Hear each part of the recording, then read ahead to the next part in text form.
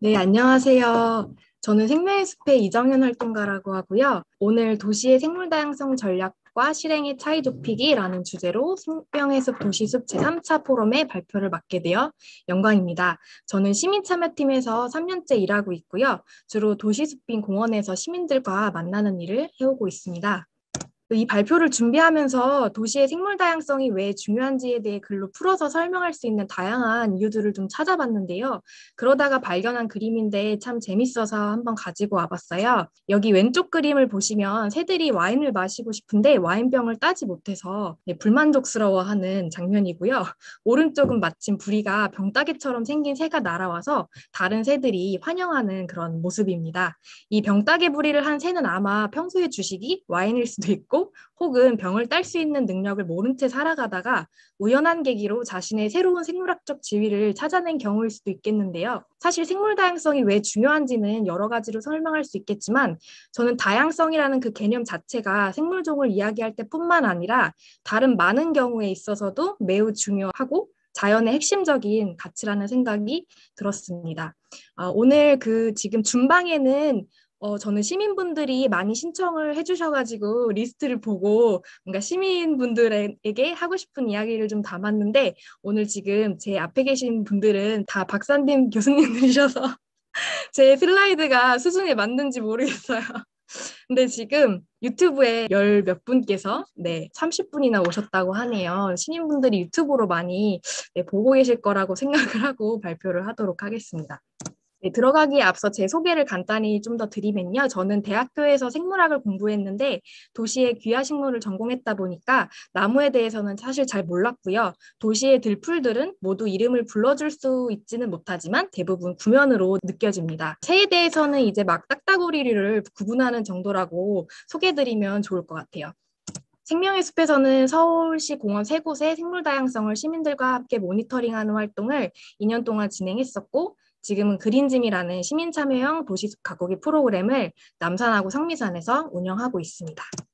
아마 이런 경험으로 이번 포럼의 발표를 제가 맡게 된 것 같은데요. 앞서 구경화 박사님께서 국가 생물다양성 정책에 대한 큰 이야기를 해주셨다면 저는 활동가로서 느꼈던 생물다양성 전략과 실행의 차이가 무엇이고 그 차이는 무엇 때문에 오는지 그리고 전략과 실행의 간극을 좁히려면 어떻게 해야 하면 좋을지에 대해서 이야기를 해보려고 합니다. 먼저 이 이야기를 하기 전에 일단 서울에 사는 인간 생물종의 서식지에 대해서도 한번 이야기를 해보고 싶은데요. 혹시 최근에 이런 기사가 있었는데 혹시 보셨을까요? 이 기사의 골자는 오세훈 시장의 서울시가 이제 사회적 주택 사업을 SH공사 직영으로 운영하겠다는 내용인데요. 이유는 직영이 민간 위탁보다 효율적이기 때문이라는 내용입니다. 여기에는 두 가지 행정적인 태도가 담겨 있는 것 같은데요. 민간의 참여를 원가를 상승시키는 비효율적인 방식으로 본다는 점하고 그리고 집 공급을 단순한 하드웨어 공급의 영역으로 본다는 관점인 것 같습니다. 모든 것에는 장단점이 다 있겠지만 이 사회주택에 사는 사람 입장에서 한번 이야기를 해보겠습니다. 제가 사는 사회주택은 민간에서 위탁 운영을 하고 있는 곳인데요. 제가 사는 곳은 에코 커뮤니티라는 주거 실험을 하는 곳이기도 합니다. 청년들이 서울에서 가장 기본적인 주거 문제를 해결하는 데 그치지 않고 주택 내에서 같이 교류하고 자연스러운 사회적 안전망을 형성하고 주택 내에서 발생할 수 있는 공동체 문제를 스스로 해결하고 나아가서 세 집 중에 한 집이라는 서울의 1인 가구들이 그 자기가 사는 동네를 잠만 자는 곳이 아니라 우리 동네라고 생각하고 지역사회와 교류할 수 있게 하는 걸 목적으로 이 사업을 만들고 있고 청년들이 살아가고 있습니다. 제가 이 주택에 들어오기 위해서 정말 많은 단계를 거쳐야 했는데요. 그 기본적인 서류에 더해 자기소개서와 집에 살면서 사는 동안 어떤 활동들을 할 것인지 주거 계획서도 작성을 했고요. 그 다음에 주거 설명회에도 참석하고 인터뷰도 하고 선발이 되어서 입주 전에는 입주자 워크숍을 통해서 이웃들끼리 친해지는 시간도 가졌습니다. 아마 SH공사가 직접 주택 거주자를 선발하는 방식이었다면 결코 현실적이지 않은 절차였을 텐데요. 왜냐하면 품이 정말 많이 들기 때문이겠죠. 이 덕분인지 작년에 서울시 사회주택 입주자 만족도 조사에 따르면 지속 거주 의향이 68%, 타인 추천 의향이 75% 정도가 나왔습니다. 입주 후 2년 차인 지금 저희 사회주택은 어떻게 굴러가고 있을까요? 네, 입주자들이 제법 큰 15호실을 가진 빌라인데요. 공동관리비 지출은 10,000원 정도고요. 그다음에 주민회의도 열고 그다음에 누구든지 참여해서 의사결정을 해야 됩니다. 동아리도 있고요. 그 모두가 참여율이 높다고 할 수는 없지만 적어도 주택 간의 갈등은 우리가 스스로 해결할 수 있다고 생각하는 관계입니다. 저희 주택뿐만 아니라 다양한 민간위탁 사회주택들이 제로 웨이스트나 페미니즘 같은 컨셉으로 주거 공동체를 만들어서 도시의 다양성을 불어넣고 있는데요. 최근에 국토교통부가 테마형 임대주택이라는 이름으로 역량 있는 민간 사업자를 발굴해서 사회주택 천호 공급에 나선 것도 이런 질적인 효과를 인정했기 때문이겠죠. 네, 그런 흐름 속에서 서울시가 사회주택 공급을 공기업만의 역할로 돌리는 것 시대의 역행이라고 생각을 합니다. 공공임대가 특정 계층의 주거 안전망, 주거 생태계로 기능을 하려면 단순한 시설 제공을 넘어서 다층적인 복지 시스템과 연결돼야 되니까요. 서울에 사는 인간종의 서식지 이야기가 다소 길어졌는데요. 저는 이 이야기를 다른 생물종에 적용해도 마찬가지라고 생각을 합니다. 그 생태학자 김사나 박사는 이런 개념을 이야기했습니다. 동물은 곧 동물 플러스 서식지다. 즉 동물이 존재하려면 서식지가 아주 필수 불가결한 요소여서 동물들에게 서식지가 필요하다라는 이야기를 넘어서 동물 그 자체가 동물과 서식지를 합한 개념이다라는 이야기인데요. 동물뿐만 아니라 모든 생물종도 마찬가지일 거라고 생각합니다. 그렇다면 도시 숲의 생물 다양성 증진이라는 문제를 놓고 봤을 때 핵심은 서식지라고 볼 수 있을 텐데요. 즉 도시 숲의 조성과 관리에 있어 단순히 녹지 공간 제공이 아니라 그 안에서 작은 생태계가 스스로 작동하고 문제점들을 해결하고 연결할 수 있도록 순환하도록 만들려면 반드시 질적인 접근이 필요하다고 이야기할 수 있습니다. 그럼 이번 포럼의 주제가 전략과 실행의 차이 좁히기니까 우선 우리는 현재 어떤 전략들을 가지고 있는지 살펴보도록 하겠습니다. 네, 이거는 좀 간단하게만 설명드릴게요. 다 아시죠? 네, 2차 세계대전으로 황폐화된 자연을 복원하고자 국제사회의 필요성으로 48년도에 국제자연보전연맹이 만들어졌고요. 그 70년대에는 물새류를 보호하기 위한 습지보호협약인 람사르 협약, 그리고 사이테스라는 멸종위기 야생동물 국제거래에 관한 협약 같은 것들이 체결되는 등 생물종 보호에 대한 인류의 관심이 높아집니다. 그러다가 1992년 리우회의라고 부르는 유엔 환경개발회의에서 그 기후변화 협약과 함께 CBD라는 생물 다양성 협약이 채택되었습니다. 그리고 앞선 발표에서 들었다시피 2010년 10차 당사국 총회에서 생물 다양성 전략계획 2020이 채택되어 현재에 이르고 있습니다. 이 생물다양성 전략계획 2020에는 아이치 타겟이라고 불리는 국제사회가 이루어야 하는 생물다양성 보호와 증진을 위한 전략 목표 20개가 있는데요. 이 중에 18번이 그 전략을 수립해야 된다는 내용을 담고 있습니다. 네, 이러한 과정에서 97년부터 한국에서는 국가생물다양성 전략을 수립하게 되는데요. 1, 2차는 비법정 계획이었고 3차부터 법정 계획이 되었습니다. 사실 이 전략은 우리나라 환경 분야 최상위 계획이라고 할 수 있는 국가환경종합계획과 그 계획의 최상위 계획이라고 할 수 있는 자연환경 보전 기본계획 등 상위의 계획들과 정합성을 가져야 하고 야생생물 보호라든지 멸종위기 생물 보호 등 생물종과 관련된 다양한 계획들, 전략들과 또 맞물려야 되는데요. 또 도시의 생물 다양성 그리고 서식지를 이야기하려면 어떻게 보면 국토종합계획부터 올라가서 이야기를 해야 될 것 같습니다. 이야기를 해야만 하는 상황입니다. 잠깐 그 제4차 지금 적용되고 있는 국가생물다양성 전략을 보면은 여기 광역자치단체의 지역생물다양성 계획 수립이라는 내용이 있는데요. 국가의 생물다양성 전략이 잘 이행되려면 또 지방정부의 실천과 지역 수준의 계획과 평가가 중요하기 때문에 서울에서도 지난 2018년 서울의 생물다양성 전략과 이행계획을 수립하게 됩니다. 지역 생물다양성 전략은 인천과 강원도가 선진적으로 시작했다고 하고요. 현재 우리나라의 12개 지역 단위에서 전략을 수립하고 있습니다. 방금 국가전략에서도 말했듯이 전략은 다른 상위계획과 관련 계획들과 상호 정합성을 가져야만 하는데요. 전략이 아무리 좋아도 전략이 작동될 수 있는 기반이 없거나 체계들이 파편화되어 있으면 전략이 잘 먹히지 않겠죠. 서울시 또한 환경보전계획부터 2030 서울플랜, 2030 공원녹지 기본계획 등 정말 다양한 계획들이 맞물려 있습니다.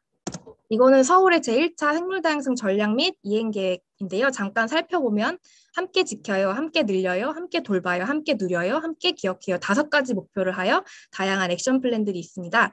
이 중에서 빨간색 표시가 그 서식지의 양과 질을 높이는 것과 좀 관련된 과제인 것 같은데요. 실제로 야생동물의 도시 서식지는 공원 녹지에 집중이 되어 있을 텐데 그렇기 때문에 공원 녹지에 대한 서울시의 계획 역시 생물다양성 전략과 밀접한 관련이 있을 것입니다. 그러면 2030 서울시 공원 녹지 기본계획에는 생물다양성 증진과 관련된 어떤 계획들이 있을까요? 보시면 뭐 신규 공원을 늘리고 훼손된 녹지를 복원하고 뭐 도로변이나 수변 등 공간들을 녹화하고 생태보호구역을 새롭게 설정하는 등 하늘에서 내려다봤을 때 녹색으로 보이는 땅들을 늘리고 지키는 방향으로 설정이 되어 있고요. 마지막에 그 시민참여공원 운영 활성화라고 해서 시민이 공원을 이용하는 것을 넘어서 공원의 주인 되는 방향의 목표가 하나가 있는 것을 볼 수가 있습니다. 또 구체적으로 이 안에는 생물다양성 증진 계획이 한 곡지 포함되어 있는데요. 그 내용은 이와 같습니다. 그리고 또 서울시에는 시민과 함께 푸른 도시 선언을 만들고 선언을 통해서 그 모든 생물은 서로 기대어 살아가고 서울은 그 아름다운 공정관계를 회복하고자 한다. 그리고 함께 만들고 가꾸고 지켜나가는 시민 중심의 공원 도시를 만들어가야 한다라고 이야기를 한 바 있습니다. 푸른 도시 선언은 기존의 공단, 행정주도, 하드웨어 중심의 공원 녹지 관리에서 벗어나서 이제 사람, 시민 참여, 소프트웨어를 중심으로 패러다임을 바꾸어야 한다는 시대적 배경에서 시작되었는데요. 공원 혁신 마스터 플랜이라고 불리는 이 계획 안에도 생물 다양성과 관련된 계획들이 있습니다. 네, 뿐만 아니라 서울시는 도시공원, 한강공원, 자연환경보전, 가로수 등에 관한 도시숲의 조성과 관리와 생물다양성 이런 것들에 관련된 다양한 조례들을 이미 가지고 있는데요. 이 조례를 통해서 생태공원, 가로공원, 생태경관보전지역, 철새보호구역 같은 구역들을 시 단위에서 만들거나 지정을 하고 있습니다. 또 서울연구원, 서울시립대, 동국대 등을 비롯한 많은 연구기관들에서 서울의 생물 다양성을 증진하기 위한 다양한 연구들을 진행해 왔습니다. 이렇게 비오톱 유형별로 자세하게 어떻게 생물 다양성을 증진하면 좋은지에 대한 연구 자료도 있었는데요. 이렇게 우리가 지금 어디쯤 와 있는지를 보려고 조사를 제가 시작을 했는데 생각보다 더 많은 계획과 전략들, 기반들을 우리가 이미 가지고 있음을 확인할 수 있었습니다. 그렇다면 이러한 전략들은 왜 현실과 차이가 있을까요? 그리고 왜 아직도 이 주제로 많은 아쉬움과 고민을 가지고 있고 이런 포럼이 필요한 이유도 뭘까요? 이제부터 실제 공원 현장 도시숲의 모습은 어떠한지 이야기를 해볼까 합니다. 작년과 재작년에 서울의 도시공원 일부를 시민들과 함께 조사했다고 말씀드렸었는데요. 저희가 참여했던 이 서울시의 사업은 총 5년 동안 모든 서울시 지역공원의 식물과 조류상을 시민들과 함께 조사해서 기초 데이터도 모으고 공원의 생물 다양성에 대한 시민들의 관심도도 증대하는 사업이었어요. 저희가 5년 다 하는 건 아니고요. 네, 그래서 초등학생부터 할아버지까지 새를 처음 보는 사람부터 준전문가의 시민과학자까지 정말 다양한 시민들이 한데 모여서 공원을 관찰하는 소중한 시간이었습니다. 네, 이 과정에서 생명의 숲은 식물과 새를 관찰하고 종을 기록함과 동시에 공원의 어떤 점이 사람들한테 인상적이었는지 그리고 공원의 생물 다양성을 저해하는 요소가 무엇인지 어떻게 개선하면 좋을지 같은 것들을 시민들과 함께 이야기했고요. 그런 워크숍들을 통해서 이렇게 생태 지도를 만들기도 했습니다. 네, 이러한 과정을 통해서 도시숲의 현재 관리 현실 그리고 생물 다양성 저해 요인들을 좀 정리를 해봤는데요. 네, 지금부터 좀 보여드리는 사진들은 비단 저희가 모니터링한 공원뿐만 아니라 서울의 어떤 도시공원에 가도 흔히 볼 수 있는 모습일 거라고 생각을 합니다. 네, 우선 이런 모습을 많이 보셨을 것 같아요. 그 숲길은 사람들이 많이 다니기 때문에 그 땅이 굉장히 단단하게 다밥되어 있고 흙도 많이 계속 유실이 되어서 토양의 건강성이 매우 낮은 상태입니다.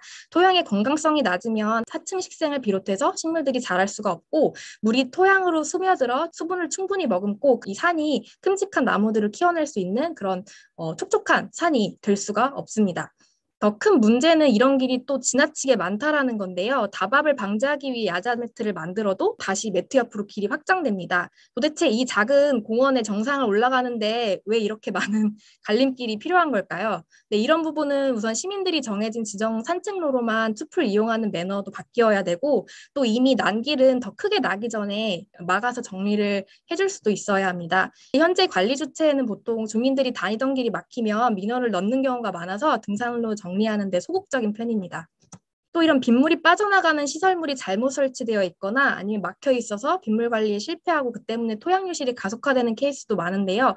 아까도 말씀드렸다시피 비가 내리면 숲이 비를 머금을 수 있어야 하는데 땅에 식물이 없고 다밥되어 있거나 경사가 심하면은 유속이 빨라서 토양 속에 물이 충분히 스며들 시간이 없이 빗물이 그냥 숲을 스치고 지나가 버리게 됩니다. 그러면은 숲이 건조하게 됩니다. 우리가 도시에서 계곡물이 1년 내내 졸졸 흐르는 숲을 보기는 어려운 이유도 이럴 겁니다. 있습니다.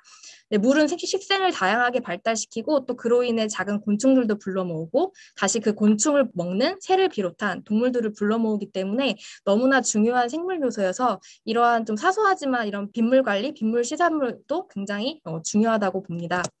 곤충에 대해서 또 말씀드리면 이렇게 나무를 방제한다고 곤충 트랩을 설치해서 많은 곤충들에게 영향을 주고 있는데요. 또 그렇다면 다시 그 곤충들을 먹는 새에게도 영향을 주게 되겠죠. 그나마 이 곤충 트랩은 농약을 치는 것보다는 친환경적인 방법이라고는 할 수 있지만 어떤 곤충들이 지금 함께 피해를 입고 있는지 이런 면밀한 조사가 함께 이루어질 필요가 있다고 생각합니다. 또 이렇게 수변 식생이 아예 부족해서 충분히 생물 다양성을 만들어낼 수 있는 공간인데 교란종만 가득한 수변도 많이 있고요. 이때는 이른 아침이었는데도 물가에서 새 한 마리 보기가 어려웠습니다. 저 새들은 이제 아늑한 공간이 없어서 네, 저렇게 다니고 있더라고요. 네.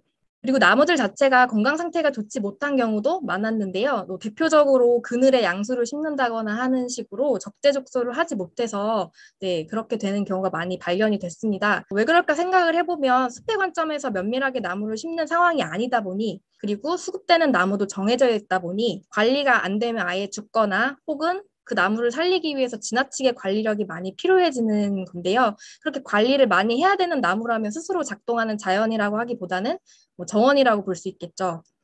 또 나무가 밀식되어 나무 건강성이 떨어지거나 하층 식생이 발달하지 못하는 것도 대표적으로 관찰되는 모습인데요. 아마 식재 예산은 있었지만 그 이후에 관리의 중요성이 예산에서 밀리다 보니까 네, 관리 시기를 놓쳐 이렇게 돼버리는 경우가 많은 것 같습니다. 네, 이런 부분도 과잉 관리에 해당될 텐데요. 민원 때문인지 네, 보기 좋은 게 중요해서인지 공원에 떨어진 낙엽이나 열매는 바로 청소가 되어버립니다. 관리의 예민성이 떨어지거나 아니면 관리자가 잘못된 방법으로 가꾸어서 일어나는 일들도 있는데요.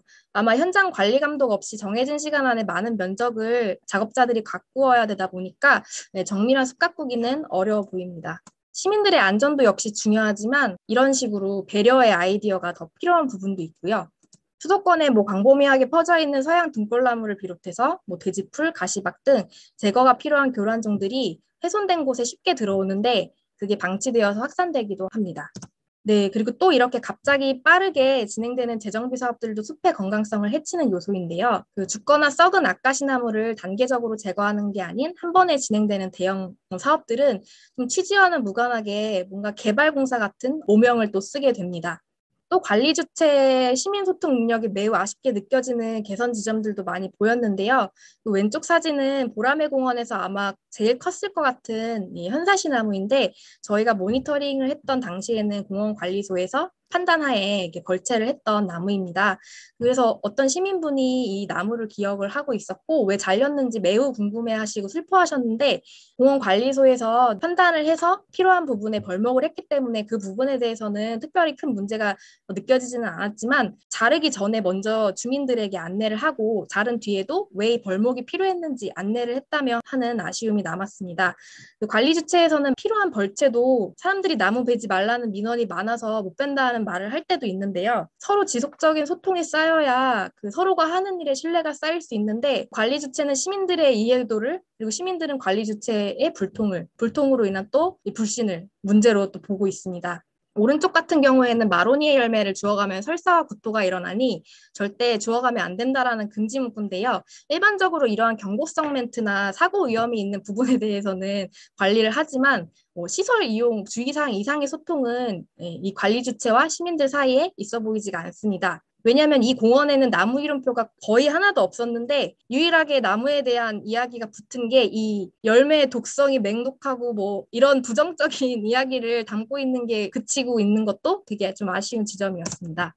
이 사진은 저희가 한 공원에서 새에게 물을 마실 수 있는 작은 수공간을 제공을 하고 공원을 찾는 새를 관찰하기 위해서 무인 센서 카메라를 설치한 모습인데요. 이렇게 자발적으로 관심을 갖고 행동하는 주민들을 수용하고 나아가 파트너로서 함께 공원 생태에 대해서 같이 고민을 하면 좋을 텐데 현실은 여러분들도 짐작하시는 이유들로 많은 장벽에 부딪혀서 이러한 모니터링이나 물통 설치가 굉장히 어려웠습니다. 같은 시에서 한쪽에서는 시민들이 생물 다양성 모니터링을 하라고 지원을 하는데 또 같은 시에서 공원 현장에서는 사실상 숲교육을 위한 이용 외에는 생물 다양성 증진을 위한 노력이나 아니면은 관리 부분에 있어서 시민 파트너십은 찾기가 어려웠습니다. 네, 이렇게 시민들의 공원 이용 매너 문제도 생물 다양성의 저해 요인이고요. 네, 이렇게 쓰레기를 버리는 것도 네, 그렇습니다. 물론 공원의 긍정적인 사례도 있었습니다. 왼쪽 사진은 죽은 나무를 그대로 존치를 해서 능소화가 타고 올라가게 만든 모습이고, 오른쪽 사진은 죽은 나무를 숲에 존치시켜서 그 자체로 비오톱이 되게끔 둔 모습인데요. 오른쪽은 사실 이용자들이 많이 찾지 않는 구석이어서 과잉 관리에 손길을 좀 피할 수 있었던 것 같습니다. 그리고 왼쪽 사진은 울창한 수간 옆에 튀어있는 초지로서 또 다양한 들풀들과 곤충들이 찾는 습지였는데요. 개활지가 또 잘 관리된다라고 하면 꼭 나무를 다시 심지 않아도 다양한 서식지가 될 수 있기 때문에 긍정적이라고 봤습니다. 이 왼쪽은 성미산의 자연 연못인데요. 원래는 구청에서 수돗물을 대는 인공 연못으로 만들려던 곳을 주민의 아이디어로 자연 연못으로 조성했는데요. 그래서 연못이지만 늘 물이 차 있지는 않습니다. 그래도 이 연못에 사는 식물들은 다 수생식물이나 수변식물 구성이고요. 아주 적게나마 숲에서 스며나오는 물로 이 연못이 유지가 되고 있습니다. 이곳은 계곡이 없는 성미산에서 새들에게 아주 중요한 공간입니다. 오른쪽은 공원 안에 텃밭과 작은 벼농사를 짓고 있었던 공간인데요. 이런 공간은 시민들에게도 좋지만 벌과 나비를 포함한 작은 곤충들을 불러 모을 수 있기 때문에 굉장히 긍정적으로 보았습니다. 네, 종합적으로 생물 다양성을 저해하는 요인들을 좀 보면 이와 같았는데요. 관리 주체의 입장에서는 공원별 관리 운영 계획이 없어서 그때그때 민원 처리 중심으로 혹은 시설물 중심으로만 관리되고 있는 점, 그리고 담당자가 하도 자주 바뀌고 그런 관리의 기록들이 남아있지가 않고 시민 파트너십이 그 담당자와 함께 사라지는 점, 좀처럼 그 파트너십이 연결되지 않는 점, 그리고 혹은 가지치기를 잘못 시행하거나 시행한 예처럼 올바른 방법을 모르거나 혹은 생물 다양성 자체에 무관심한 점, 그리고 시민 참여가 현장에서 이루어지지 않고 있다는 점 등이 저희가 현장에서 발견한 생물 다양성 저해 요인이었습니다. 마찬가지로 도시숲을 이용하는 사람들의 이용 편의적이고 소비 중심적인 이용 형태 역시 그 도시숲의 생물 다양성 증진을 어렵게 만드는 요인이라고 생각했습니다. 저희가 현장에서 눈으로 본 부분도 있었고요. 그리고 실제로 그 생명의숲 연구소에서는 그린 플래그 어워드라는 영국의 모범 도시숲 인증제도에서 쓰는 평가 지표를 가지고 국내 공원을 평가하는 연구를 진행을 한 바 있었는데요. 그 결과를 보면 친환경적 관리에서 전반적으로 모든 공원들이 낮은 점수를 받은 것을 확인할 수 있었습니다. 이 적용 공원들이 애초에 규모가 있고 파트너십 경험이 있고 또 구할 수 있는 데이터가 많은 곳임을 선정한 것을 감안할 때 국내 공원의 평균적인 수준은 더 낮을 것으로 생각이 듭니다. 또 얼바이오 인덱스라는 지속 가능한 공원 녹지를 평가하는 지표로도 서울 공원들을 평가해 봤는데요. 여기 맨 아래쪽에 있는 값이 생물 다양성, 그리고 왼쪽에 있는 값들이 생태계 기능과 관리를 나타내는 값들인데 전반적으로 그 오른쪽에 어메니티 서비스 이런 지표보다 왼쪽 혹은 생물 다양성이 굉장히 낮은 것을 확인할 수가 있었습니다. 이것은 독일의 좋은 육각형 모양의 공원과 비교한 모습입니다. 또 생물 다양성이 현장에서 전혀 중요한 가치가 아니라는 점은 몇 가지 관리 주체와 시민 사이의 갈등에서도 드러났는데요. 작년 가을에 안양천 철새보호구역이 홍수 방지를 위한 취소 공사로 인해서 다 드러나서 그 서울환경운동연합하고 생명다양성재단 그리고 시민과학자들이 함께 대응한 사례도 있었고요. 올해 봄에는 성산근린공원 재정비 사업 과정에서 아카시나무 100여 그루가 이제 재정비 과정에서 그 수종갱신 사업의 일환으로 이제 벌채가 됐는데 그 과정에서 주민 소통이 없어서 주민들과 큰 갈등을 빚기도 했습니다. 또 기준 없는 가로수 강전정이나 벌목을 더 이상 두고 볼 수 없는 시민들이 이러한 모임들을 만들어 대응을 하기도 하고 있는데요. 또한 또 시민들 인식에도 한계가 있다라는 점들이 좀 본다고 하면은 주로 이런 것들이 공원에 많이 들어오는 민원의 종류이고 관리 주체는 이런 것들에 대응해서 관리를 하는데 보면은 저 빨간색 동그라미 친 부분이 사실상 생물들의 서식지입니다. 지저분하고 잡초이고 물웅덩이 이런 것들이 바로 생물들의 서식지죠. 이 사진은 생명의숲 바로 옆에 있는 성미산의 사면인데요. 딱 절반까지 풀베기 작업이라고 해야 될까요? 이 사면을 정리하는 잡초들을 정리하는 작업을 진행하다가 주민들의 민원 때문에 이제 딱 중간까지 하다가 작업이 이제 멈춰진 상황입니다. 너무 왼쪽과 오른쪽의 상황이 좀 극명하게 보여지는 사진인 것 같아서 한번 가지고 와봤고요. 또 이렇게 도시항봉에 대한 부정적인 사례들도 마찬가지겠죠. 생물 다양성이 아무리 중요해도 안전사고라는 이야기를 꺼내면 설득하기 힘들어지곤 하는데요. 전반적으로 시민들의 인식 수준에서도 생물 다양성의 가치가 보다 주류화되어야 하는 부분은 명백해 보입니다. 그렇다면 왜 이런 관리 문제들이 반복될까요? 우리가 가진 생물 다양성에 대한 계획들과 전략들이 현장에서 왜 잘 적용되지 않을까요? 이건 서울의 한 구의 공원 개수, 면적, 그리고 공원을 관리하는 직원의 수를 나타낸 숫자인데요. 자연생태팀 한 명당 23개의 공원을 관리한다는 계산이 나옵니다. 참고로 생물 다양성과 관계된 직무를 구청에서 하는 직원은 전무했고 서울시 전체에서 한 명 있습니다. 왜일까요? 그건 공원이 국토계획법상 기반 시설이기 때문이 아닐까 생각을 합니다. 시설 관리만 해도 사실 시간은 모자라고 책임은 충분하니까요. 네, 이건 2013년에 서울시 공원 예산인데 관리 비용은 조성 비용의 절반밖에 되지 않는 걸 볼 수가 있습니다. 네, 여기 생물 다양성과 관련된 국내 주요 법률들인데요. 이 중에서 도시숲의 생물 다양성과 관련도가 큰 법을 좀 빨간색으로 표시를 해봤는데 도시숲법이 시행된 지 올해부터 시행이 되고 있습니다.